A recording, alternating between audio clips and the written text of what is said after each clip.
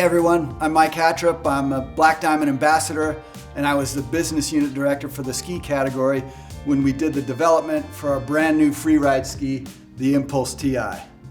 Like the previous collection of Impulses, this comes in 3 different waist widths. We have a 98, a 104, and a 112. And for the big mountain hard chargers, we added a 114 and a 191. The other big change we made in the construction is that we added a sheet of metal to these skis.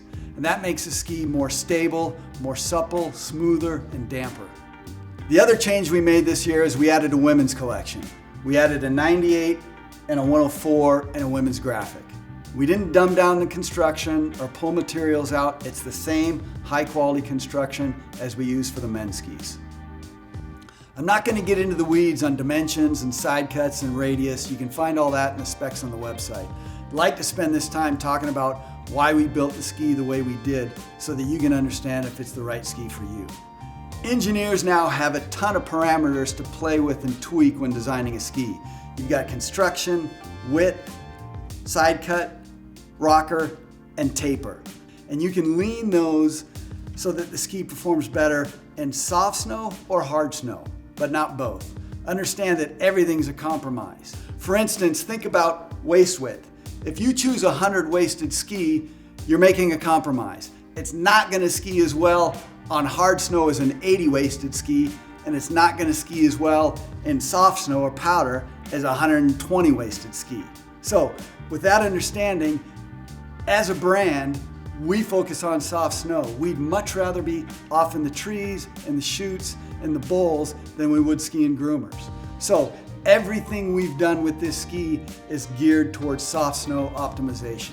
Some of the things that we do to make this better in soft snow and optimize that performance is we have a long gradual tip.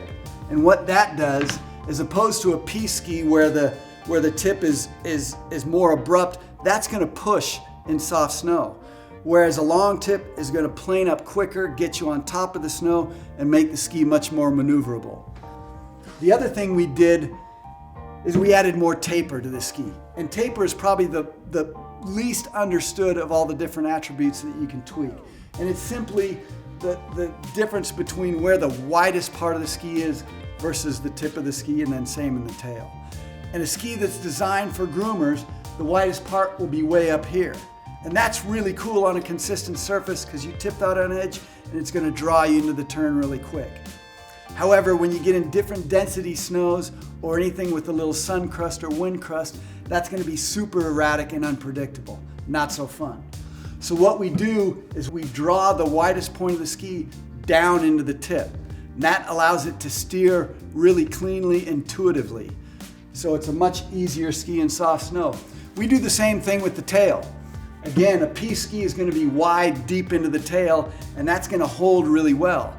But if you're in off-piste conditions, say you're skiing a steep couloir and you need that ski to release and come around, that wide tail will hang up. So we combine a little bit of tail rocker with taper. The widest part of the ski is down here. So that allows that ski to release from the turn much easier.